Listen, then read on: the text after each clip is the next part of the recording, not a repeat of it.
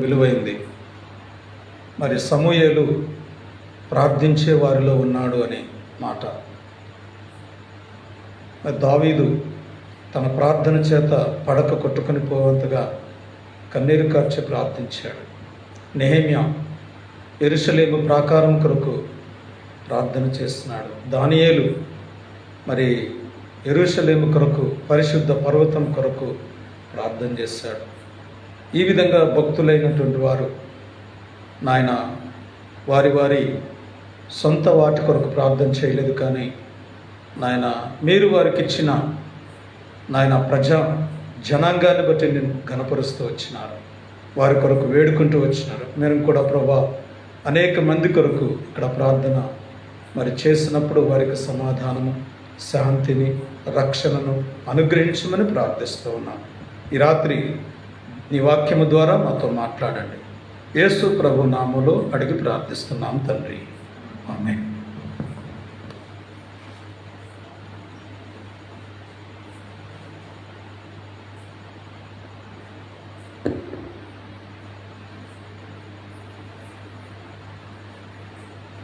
గడిచిన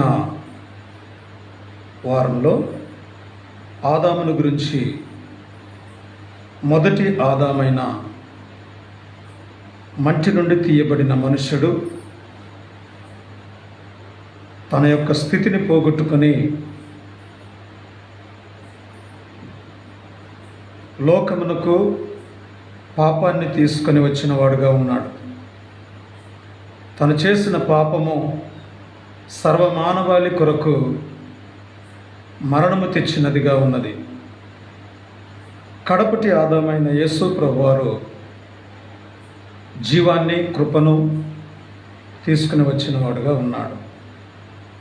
అతని తర్వాత అతని కుమారుడు, ఆదికాండము 4వ అధ్యాయము 1వ వచనం చదువుతాం. ఆదాము తన భార్య అయిన అవ్వను కూడినప్పుడు ఆమె గర్భవతి అయి కయూనిని కని యెహోవా దయ వలన నేను ఒక మనుష్యుని సంపాదించుకున్నానెను. చూడండి, ఇక్కడ మొట్టమొదటి సంసార జీవితం వల్ల కలిగినటువంటి కుమారుడు కయూను. దేవుని దయ వలన నేనొక మనుష్యుని సంపాదించుకున్నాను. కుమారుడు పుట్టినప్పుడు సంతోషం, కుమార్తె పుట్టినప్పుడు దుఃఖం. ఈ లోకంలో ఇది సర్వసాధారణంగా చూస్తున్నాం. ఎందుకు ఆడపిల్లలంటే ప్రజలకు ఇష్టం ఉండదో? ఆ ఆడపిల్లలంటే ప్రజలకు ఎందుకు ఇష్టం ఉండదు తెలుసా? ఎందుకంటే మగపిల్లాడు అనుకోండి, వాడిని ఈజీగా పెంచవచ్చు.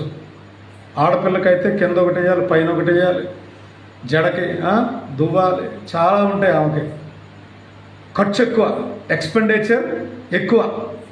వీడి కనుక ఒక నెక్కరేసి వదిలేస్తే అయిపోద్ది. అవును కదా? చూడండి, అందులోనూ మన దేశంలో కరువు ప్రాంతం కనుక ఆడపిల్లలను పెంచి వాళ్ళకి కట్నాలు ఇచ్చి, లేకపోతే చీరలు సారెలు పెట్టి విస్తారమైనటువంటి ఖర్చు ఆమెకు పెట్టలేక, మరి సరైనటువంటి రీతిలో మన దేశం లేదు కాబట్టి ఆడపిల్లలను వద్దు అని అనుకుంటూ ఉన్నారు. దీనికి చాలా కారణాలు ఉన్నాయి. అయితే మగపిల్లలు జన్మించినప్పుడు తండ్రికి శుభవార్త అందుతుంది. అవునా కదా? ఎవరు పుట్టారంటే వంశాంకురం. ఎవరంట? వంశాంకురం జన్మించాడనే ఆనందంతో చాలా విర్రవీగుతూ ఉంటారు.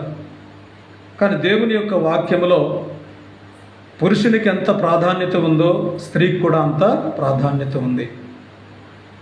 ఎందుకంటే రక్షణలో స్త్రీ అని పురుషుడని లేదు, బాప్తిస్మంలో పురుషుడని స్త్రీ అని లేదు, పరలోకం వెళ్ళే దగ్గర స్త్రీ అని పురుషుడని లేదు, బల్ల దగ్గర స్త్రీ అని పురుషుడని లేదు. మరి దేవుడు అంత సమానంగా ఈక్వాలిటీ చేశాడు. కానీ మనుషులు మాత్రం స్త్రీ పట్ల వివక్ష బాగా చూపుతూ ఉంది. ప్రభు చిత్తమైతే ఒకరోజు మనము స్త్రీలను గురించి చూద్దాము. స్త్రీలను గురించి స్త్రీలు చెప్తే ఇంకా బాగుంటుంది. ప్రభు చిత్తమైతే ఒక దైవజనురాల్ని ఎప్పుడన్నా మనం పిలుచుకొని ఆ విధంగా స్త్రీ యొక్క విషయాలను గురించి మనం చూద్దాం. ఇక్కడ దేవుని దయ వలన జన్మించినవాడు, మొట్టమొదటి గుర్తుపెట్టుకోండి, దేవుని దయ వల్ల పుట్టినవాడు. దయ అంటే అర్థం ఏంటి? దయ అంటే మెర్సీ, దయ అంటే కృప. చూడండి, కీర్తనల గ్రంథంలో 127లో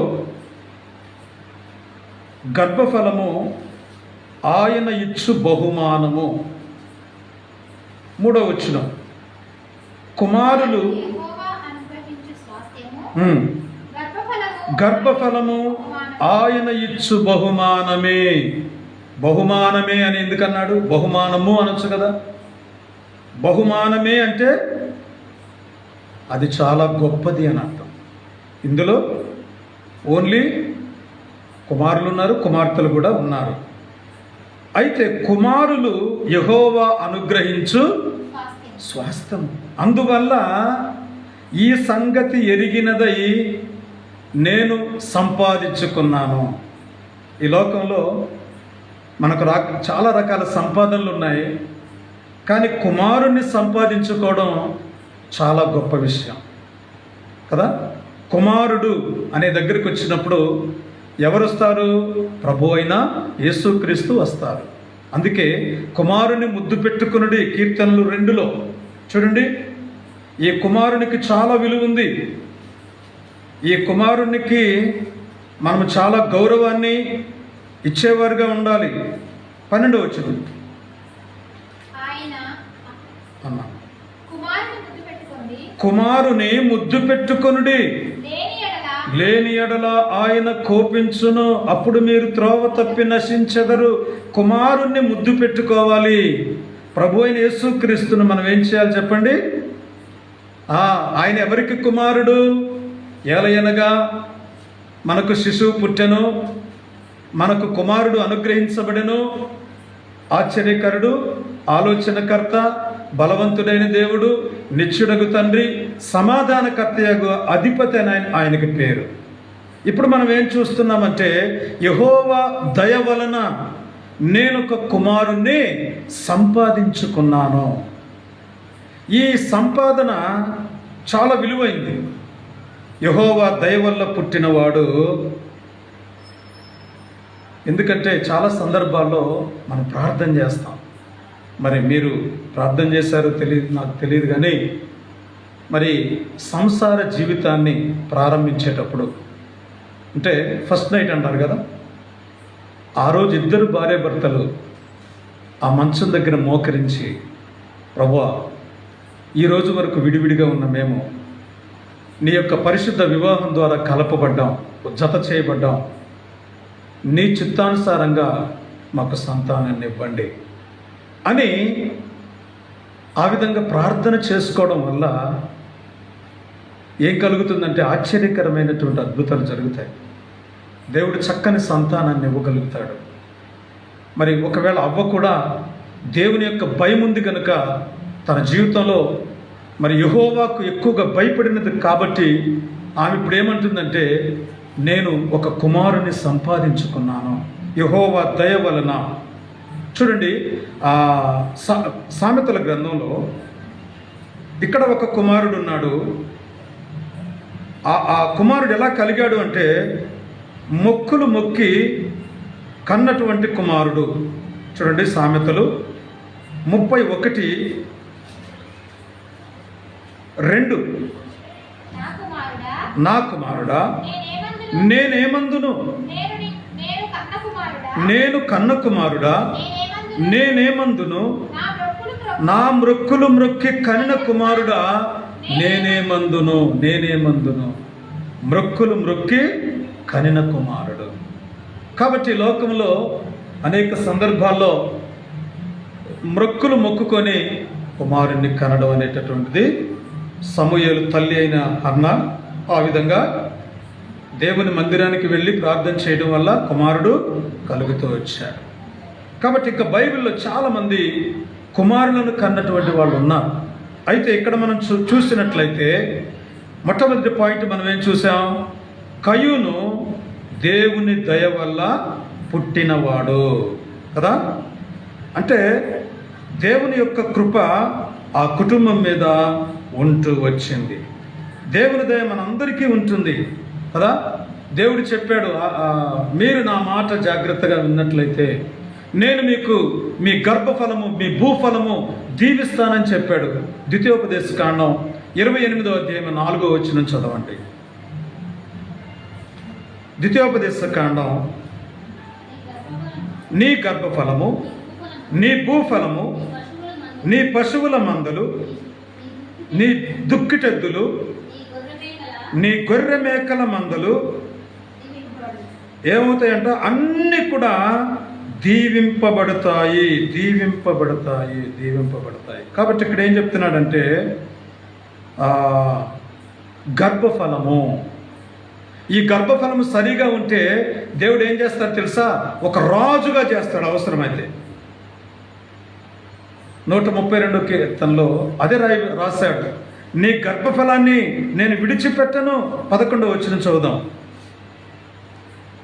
నీ గర్భఫలమును నీ రాజ్యము మీద నియమింతును, నీ కుమారులు నా నిబంధన గైకొనిన ఎడల నేను వారికి బోధించు నా శాసనమును వారు అనుసరించిన ఎడల వారి కుమారులు కూడా నీ సింహాసనమందు నిత్యము కూర్చుందురు. చూడండి, ఇప్పుడు ఆదాము ఏదైనా తోటను పరిపాలన చేయాలి, సర్వమానవాళి ఆయనకు అప్పగించబడింది కదా.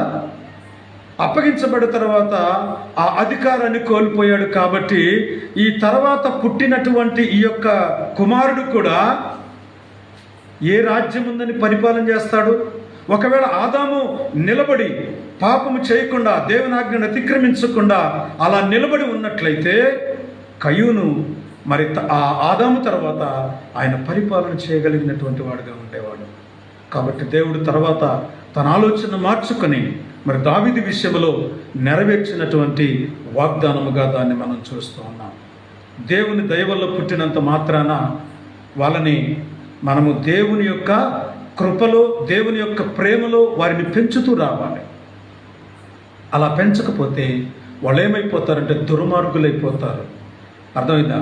మరి బాలుడు నడవలసిన త్రోవను వానికి నేర్పము, వాడు పెద్దవాడైనప్పుడు దాని నుండి తొలగిపోడు. చిన్నప్పటి నుండే బూతులు, చిన్నప్పటి నుండే చెడ్డు మాటలు, చిన్నప్పటి నుండే అనేక రకమైనటువంటి అలవాట్లు వాడికి నేర్పినట్లయితే వాడు పెద్ద దిగిన తర్వాత వాడు ఏమైపోతాడంటే దుర్మార్గుడిగా తయారైపోతాడు. కయ్యూను మరి మొట్టమొదటి ఆదాముకు అవ్వకు పుట్టినటువంటి ప్రథమ సంతానం, ప్రపంచానికి జ్యేష్ఠ కుమారుడు. కానీ తన జీవితంలో తను చేసినటువంటి కార్యాలను బట్టి అతడు ఏమైపోయాడు అంటే తమ్ముడి కంటే తక్కువైపోయాడు. ఆదాము ఏ విధంగా కడపటి ఆదాము కంటే తక్కువైపోయాడో అదేవిధంగా ఈ కయ్యూను కూడా ఆయన తమ్ముడైనటువంటి, ఆయన తమ్ముడి పేరేంటి? హేబేలు. ఆదికాండం 4వ అధ్యాయము 2వ వచనం చూద్దాం.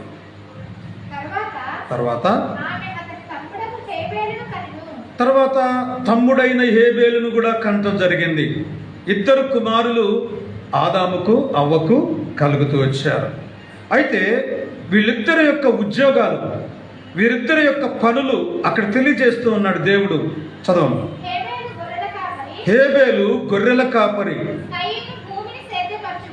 పెద్దోడి గురించి ముందు చెప్పాలి కానీ చిన్నోడి గురించి ముందు చెప్పి పెద్దోడి గురించి తర్వాత చెప్తున్నాడు ఏంటి? అందులోనే ఉంది అసలైనటువంటి విషయం. పెద్దవాడు తాను చేసేటటువంటి పని కేవలము ఈ లోక సంబంధి, అనగా భూమిని సేద్యపరచువాడు అంటే వ్యవసాయం.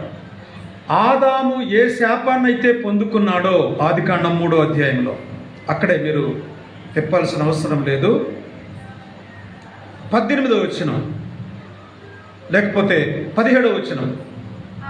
ఆయన ఆదాముతో, నీవు నీ భార్య మాట విని తినవద్దని నేను నీకు ఆజ్ఞాపించిన ఫలవృక్షములు తింటివి గనుక నీ నిమిత్తము నేల శపించబడినది. ప్రయాసముతో నీవు బ్రతుకు దినములను నీవు దాని పంట తిందువు. అది ముళ్ళ తుప్పలను గచ్చ పొదలను నీకు మొలిపించును, పొలములో పంట తిందువు. కాబట్టి ఈ బాధ్యత ఎవరు తీసుకున్నారు? మొట్టమొదటిగా పుట్టిన కుమారుడు ఆ భాగాన్ని తీసుకుంటూ వచ్చాడు. రెండవసారి పుట్టినటువంటి వాడు గొర్రెల కాపరి. అంటే అర్థం ఏంటి? గొర్రెల కాపరి అంటే వాడు భూ సంబంధమైనటువంటి వాడు కాదు, ఆత్మ సంబంధమైనటువంటి వ్యక్తిగా ఇక్కడ పిలువబడుతూ ఉంటాడు. అంటే వాళ్ళిద్దరి యొక్క వ్యత్యాసాన్ని నేను చెప్పడం లేదు, కానీ కయోను యొక్క స్థితిగతులు చూద్దాం. యూదులకు కూడా ఈ రోజు వరకు కూడా వారికి వాగ్దాన దేశము ఇవ్వబడింది. వారికి ఏ దేశం ఇవ్వబడింది చెప్పండి? వాగ్దాన దేశం ఇవ్వబడింది. అది పాలు తేనెలు ప్రవహించు దేశమైంది. కాబట్టి ఇక్కడ వాళ్ళ గురించి ఏం చెప్తా ఉన్నాడంటే చూడండి, ఇక్కడ భూమిని సేద్యపరచువాడు, భూమిని సేద్యపరచువాడు. ఆదికాండం చదవండి అమ్మా. ఆదికాండం 13వ అధ్యాయము 15వ వచనం కూడా చూద్దాం.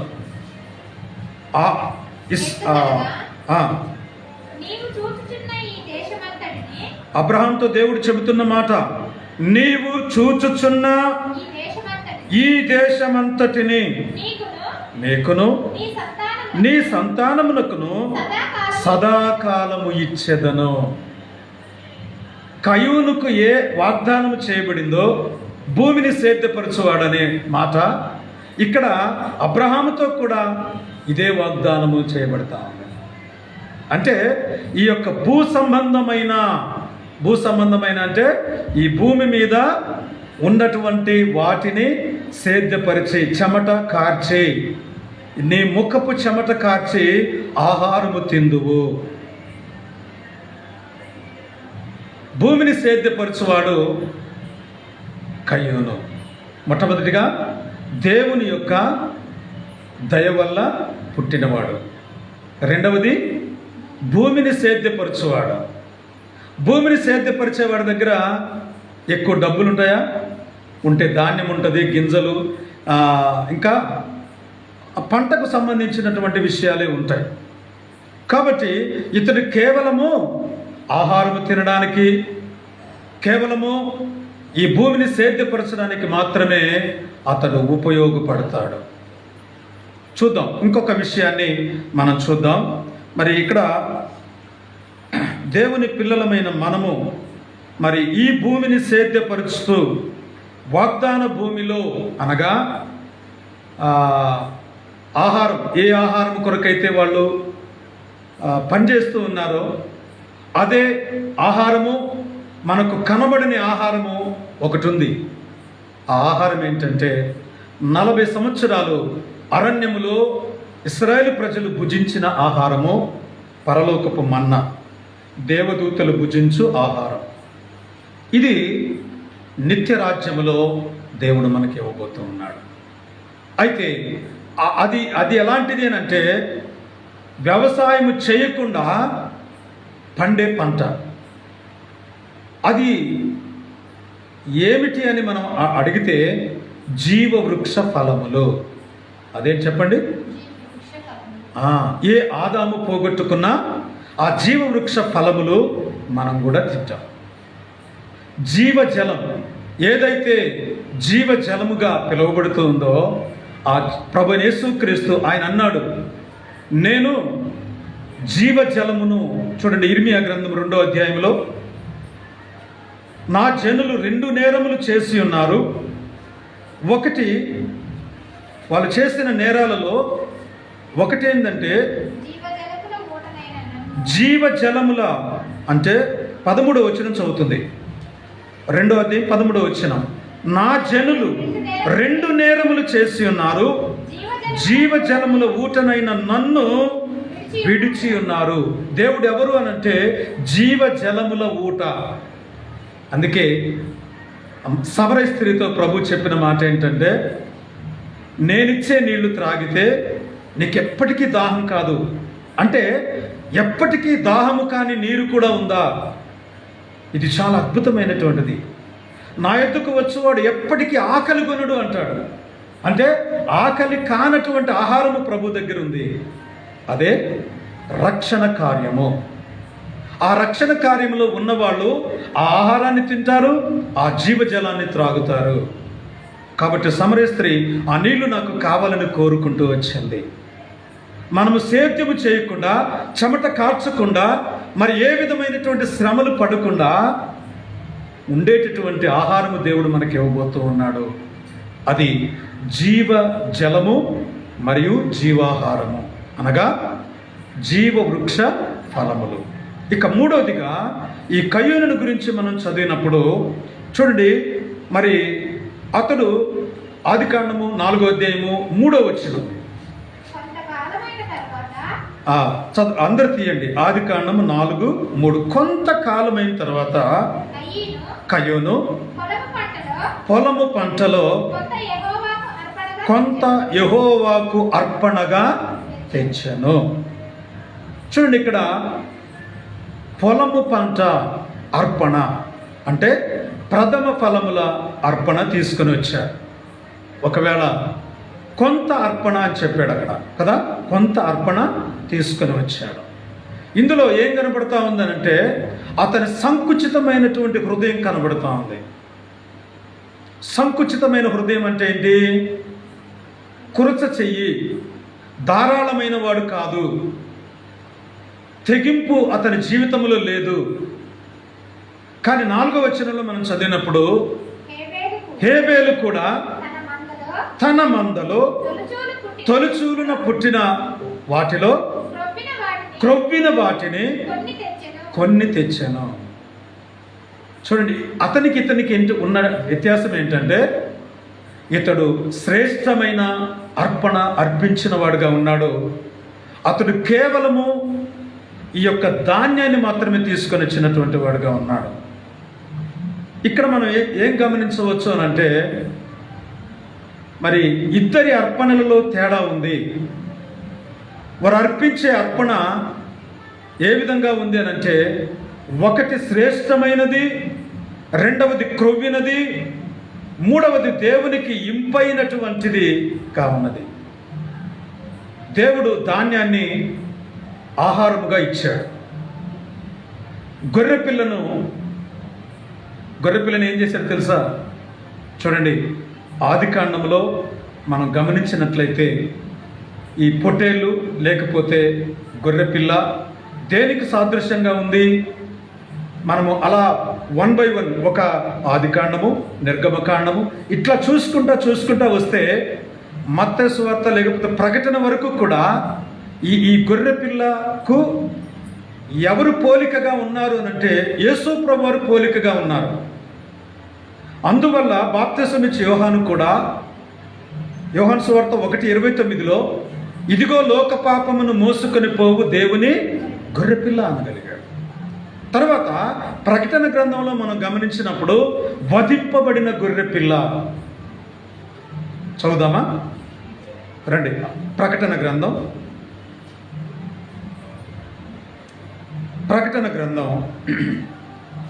5వ అధ్యాయము 6వ వచనం. మరియు సింహాసనమునకును ఆ 4 జీవులకును పెద్దలకు మధ్య వధింపబడినట్లుండిన గొర్రెపిల్ల నిలిచి ఉండుట చూచి తిని. తర్వాత 9-10 వచనాల్లో కూడా ఆ పెద్దలు ఆ గ్రంథమును తీసుకొని దాని ముద్రలు విప్పుటకు యోగ్యుడవు, నీవు వధింపబడిన వాడవై నీ రక్తమిచ్చి ప్రతి వంశములో, ఆయా భాషలు మాట్లాడు వారిలో, ప్రతి జనములో, ప్రతి ప్రజలోను, ప్రతి జనములోను దేవుని కొరకు మనుషులను కొని, ఈ మాట అండర్లైన్ పెట్టుకోండి, దేవుని కొరకు మనుషులను కొన్నాడు.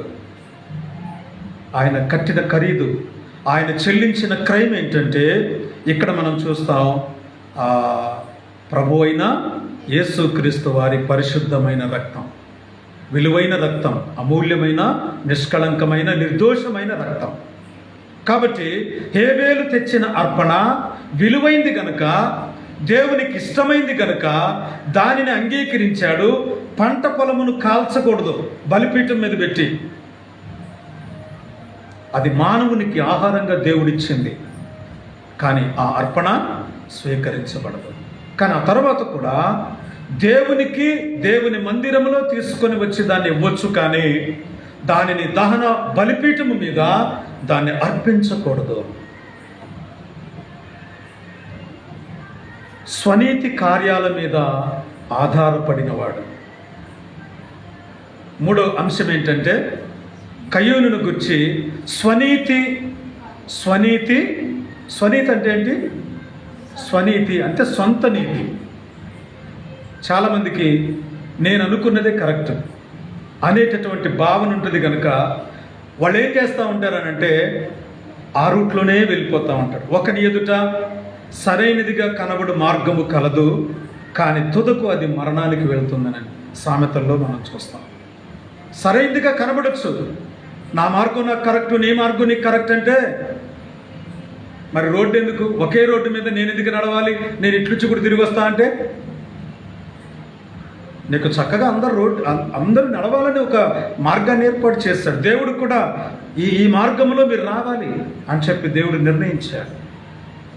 స్వనీతి కార్యాలు అంటే స్వంత నీతి, స్వనీతిని స్థాపించడానికి పూనుకున్నటువంటి ఆ కార్యాల వల్ల అతను ఏమైపోయాడంటే దేవుణ్ణి చేరుకోలేకపోయాడు, రీచ్ అవ్వలేకపోయాడు. ఏమిచ్చి నా దేవుణ్ణి నేను తృప్తిపరచాలి, సంతోషపరచాలనే భావన ఈ యొక్క కయ్యూనుకు లేదు. ఎటు తిరిగి నేను ఇంత సంపాదించాను కాబట్టి కొంత దేవునికి ఇస్తే దేవుడు ఇష్టపడతాడు అనుకుంటున్నాడు. కానీ అది దేవునికి ఏది నచ్చిందో అది హేబేలుకు తెలుసు. చూద్దాం. అయితే ఇక్కడ రోమా పత్రిక 9వ అధ్యాయము 21వ వచనం చదువుదాం. రోమా పత్రిక 9వ అధ్యాయము ఒక ముద్దలో నుండియే ఒక ఘటము ఘనతకును ఒకటి ఘనహీనతను చేయుటకు మంచి మీద కుమ్మరి వానికి అధికారము లేదా? చాలమ్మా, ఈ మాట ఎందుకు చెప్తాడంటే కయ్యూను అర్పణ దేవుడు ఎందుకు అంగీకరించలేదు, హేబేలు అర్పణ దేవుడు ఎందుకు అంగీకరించాడు అనే విషయంలో ఈ మాట చెప్తున్నాడు. ఎందుకంటే అది దేవుని యొక్క చిత్తానికి, దేవుని యొక్క ఆలోచనకు విడిచిపెట్టాలి. ఎందుకంటే చాలా సందర్భాలలో స్వనీతి పరులు ఏం చేస్తారంటే నీతిమంతుల మీద వాళ్ళు ఏమవుతారంటే పరిగెత్తుకొని వస్తారు. ఎందుకు కయ్యూనును లక్ష్య పెట్టలేదు, హేబేలును ఎందుకు ఇష్టపడ్డాడు అంటే క్రొవ్విన వాటిని తెచ్చేసరికి ఆయన ఇష్టమయ్యాడా? ఇతను పంట తెచ్చేసరికి ఇతని ఇష్టము కాలేదా? దేవునికి పక్షపాతం ఉందా అని మనం ఆలోచన చేస్తే దేవునికి పక్షపాతం లేదు. ఒక మాట చదువుదాం. దానియేలు గ్రంథం 4వ అధ్యాయము 35వ వచనం చదవం. అక్కడ ఒక సందర్భాన్ని వ్రాయబడిన తీయండమ్మా. భూనివాసులందరూ ఆయన దృష్టికి ఎన్నికకు రానివారు. భూనివాసులు ఎంతమంది ఉన్నారు? కోట్ల మంది ఉన్నారు. ఈ కోట్ల మందిలో ఆయన దృష్టికి ఎన్నికకు వచ్చేవాళ్ళు ఎంతమంది అంటే ఆయన కౌంటింగ్లోకి వచ్చేవాళ్ళు ఎంతమంది? అర్థమవుతుందా? అయితే తర్వాత ఇక్కడ ఏం చెప్తాడంటే 35వ వచనంలో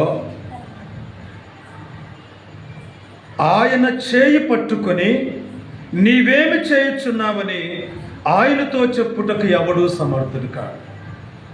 ఆయన చేయి పట్టుకొని ఏంటి ప్రభువా నువ్వు ఇలా చేశావు అని అడగటానికి భూలోకములో మానవులైనటువంటి వారిలో ఎవరు సమర్థులు కారు. ఎందుకు ఇట్లా చేసావు ప్రభా, నాకెందుకు ఈ బలహీనత పెట్టావు ప్రభా, నాకెందుకు ప్రభా ఇలాంటి భర్తనిచ్చావు, నాకెందుకు ప్రభా ఇలాంటి భార్యనిచ్చావు, నాకెందుకు ప్రభా ఇలాంటి పిల్లల్ని ఇచ్చావు, నాకెందుకు ప్రభా ఇలాంటి ఊరినిచ్చావు. చాలా రకాలైన భావాలు మనలో ఉంటాయి.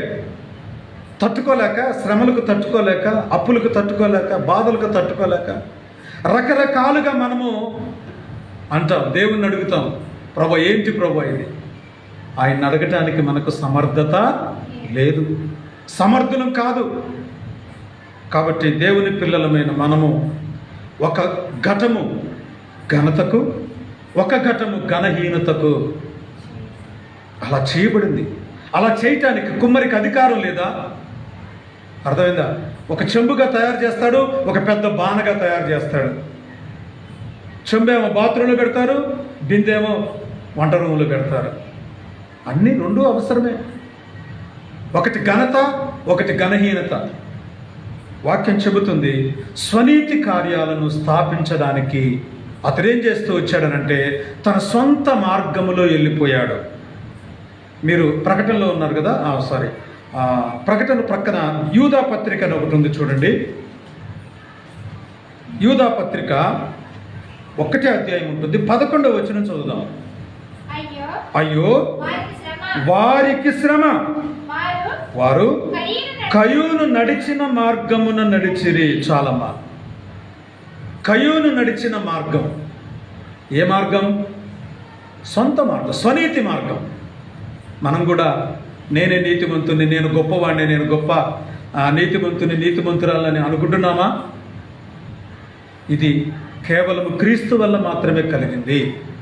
అది మనకు వరముగా, కృపగా, ఆ దయ, దాని ద్వారానే మనకు నీతిమంతుడు, నీతిమంతురాలని పిలువబడ్డాం. కానీ ఏ విధము చేత మనము నీతిమంతులుగా తీర్చబడలేదు.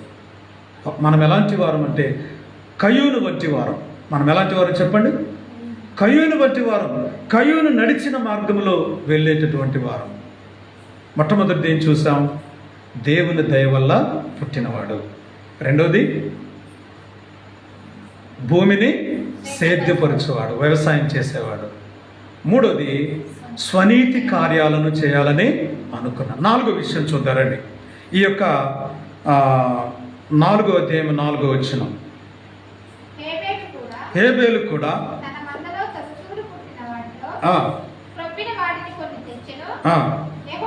యెహోవా హేబేలును అతని అర్పణను లక్ష్య పెట్టెను. చూడండి, ఇక్కడ లక్ష్య పెట్టే అర్పణ తేలేకపోయాడు కయోను. 5వ వచనం. కయోనును అతని అర్పణను ఆయన లక్ష్య పెట్టలేదు. అంటే తమ్ముడి కంటే అన్న ఘనుడు కాలేకపోయాడు. అర్థం ఏంటంటే కయోనును అతని అర్పణను 2 సార్లు ఎందుకు చెప్తున్నాడు ఈ మాట? కయూను అర్పణ తీసుకోలేదంటే అయిపోద్ది కదా. కయూనును అతని అర్పణను. కయూను యొక్క ఆలోచనలు దేవుడికి తెలుసు. కయూను ఆదాము స్వభావాన్ని కలిగిన వాడు, హేబేలు యేసు ప్రభు వారి యొక్క స్వభావం కలిగిన వాడు. ఎందుకంటే రాబోయే ఆలోచనలు, రాబోయే కాలానికి అతడు మాదిరికరమైనటువంటి వాడు. కాబట్టే హేబేలును అతని అర్పణను ఆయన లక్ష్య పెట్టగలిగాడు. ఈ విషయంలో ఏం జరిగిందనంటే అతడు చూడండి 5వ వచనంలో చదవండి. కాబట్టి మిక్కిలి కోపం వచ్చింది. ఏమొచ్చిందని చెప్పండి? మిక్కిలి కోపం వచ్చింది. కోపము, కోపిష్టి. వాక్యం ఏం చెప్తుందంటే కోపము మంచిదా చెడ్డదా చెప్పండి. మరి రోజు పిల్లల మీద కోపపడుతున్నారు. అట్లా కాదండి, పిల్లల మీద కోపపడవచ్చు, అది తప్పు కాదు, అది పాపం కాదు అంటారా? చెప్పండి. దేవుని యొక్క వాక్యం ఏం చెప్తుందంటే కోపపడుడి కానీ పాపము చేయకండి. ఆ కోపములో పాపం ఉండకూడదు. ఆ కోపము మరొక దానికి దారి తీయకూడదు. అర్థమైందా? కోపము వలన చూడండి, ఇందాక సామెతల గ్రంథం 30వ అధ్యాయంలో ఒక మాట చూద్దాం. అసలు కోపం అనేది, జగడం అనేది ఏ విధంగా వస్తుందంట? పాలు తరచగా వెన్న పుట్టును,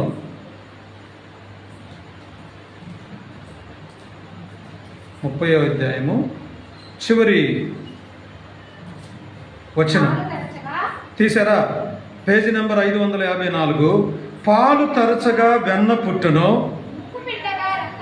ముక్కు పిండగా రక్తము వచ్చును. ఈ కోపము వల్ల కలహాలు వచ్చేస్తాయి. కోపం వల్ల ఏమొస్తాయి చెప్పండి? పాలు తరిచినప్పుడు ఏమొస్తుందంట? వెన్న. అవునా? వెన్న తీసుకుంటున్నాగా. తర్వాత ముక్కు పిండితే ఏమొస్తుంది? రక్తం వచ్చేస్తుంది. ఇది తెలియని విషయాలేం కాదు. కోపము రేపగా కలహము, కోపము కలహము. కోపము వచ్చినంత మాత్రము చేత కలహం వచ్చేస్తా ఉంది, అంటే గొడవ. ఈ గొడవ ఎప్పుడైతే కలుగుతుందో వాళ్ళ